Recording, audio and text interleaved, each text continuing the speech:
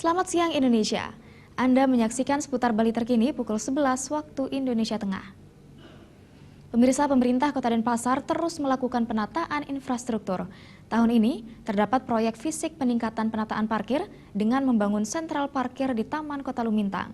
Pembangunan sentral parkir yang terletak di sebelah barat Taman Kota Lumintang tersebut kini memasuki tahap kedua. Pengerjaan proyek sentral parkir Taman Kota Lumintang yang sekiranya rampung pada tahun 2015 dan kini memasuki tahap kedua. Pembangunan tahap pertama sudah berlangsung dari tahun 2014 dengan menelan dana 13 miliar. Proyek dimulai dari pembangunan basement yang diperuntukkan sebagai parkir kendaraan roda 4 dan roda 2. Kabid Data Lingkungan dan Bangunan Ketut Dirge menyatakan sentral parkir ini sudah bisa digunakan oleh masyarakat yang ingin berolahraga di Taman Kota maupun mengurus administrasi di Gedung Geraha Sewaka Dharma yang berada di sebelah utara.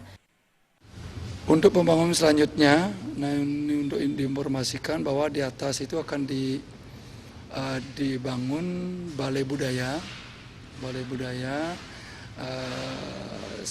rencana akan dibangun kurang lebih tahun 2017 karena tahun 2016 ini akan baru ditenderkan DD tentang balai budaya. Dengan ada sentral parkir yang sudah cukup memadai dan di atasnya akan ada bangunan namanya balai budaya, ya dengan parkir yang memadai harapan kita tidak lagi mengganggu lalu lintas yang khususnya ada di kawasan Lumintang ini. Sentral parkir ini berkapasitas 200 unit untuk kendaraan roda 4 dan 75 unit untuk kendaraan roda 2. Awal pembangunannya hanya menyasar untuk parkir kendaraan roda 4.